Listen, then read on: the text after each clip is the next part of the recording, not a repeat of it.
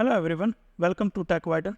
Today we are going to see what is the concept of bucket versioning. So as we know, S3 is a highly scalable and reliable object storage service which is offered by the AWS. And in our last video, we turned into a static website with some images. But what happens if we accidentally delete or overwrite an important file or object? So that is where bucket versioning comes to the rescue. It is like a safety net that allows us to maintain multiple versions of an object within an S3 bucket. So this can be lifesaver of data protection, recovery and maintaining data integrity. So let's see how can we enable the bucket version and make a use of it.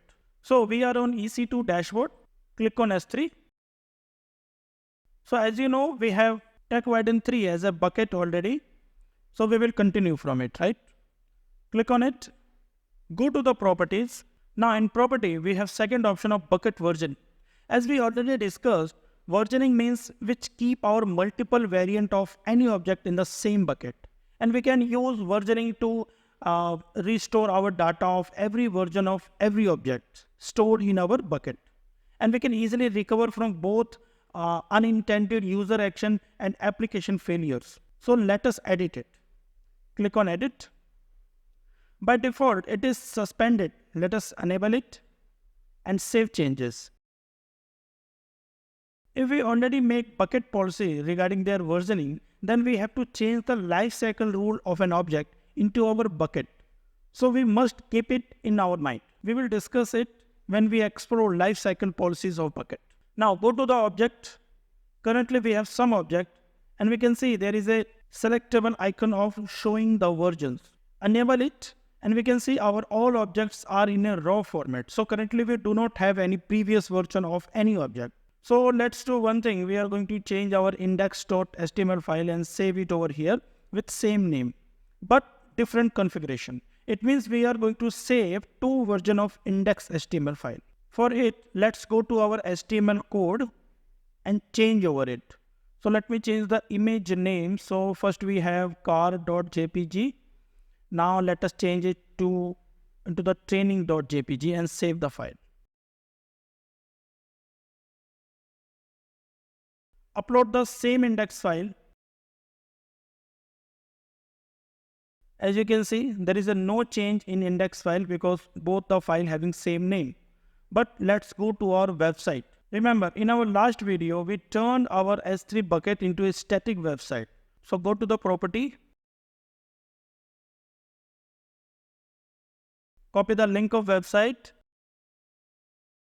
and paste it into a browser. And we can see our image has been changed from car.jpg to training.jpg. If you don't understand it, then you can watch our last video how to change S3 bucket into the static website so you can relate it. Now let's go back to the object.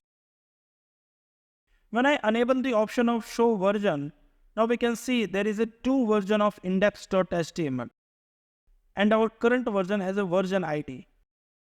So if we have any future use of our previous version, then it's okay. Otherwise we can delete it. So simply select the file and click on delete. Just write down permanent delete and select delete object.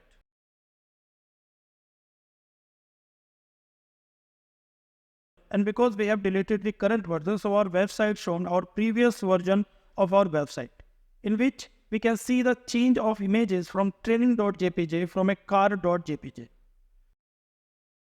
But in our S3 bucket, we have both the files, or you can see both the images. So it's a short video of bucket versioning and we will explain in our later videos. So that's it from today and thank you for watching. And you can explore more by adding and removing different kinds of images and content and play with the website and also uploading same files and having different kinds of versions for practice. So don't forget to like, comment and subscribe to our channel for more informative content. See you in the next video. Thank you.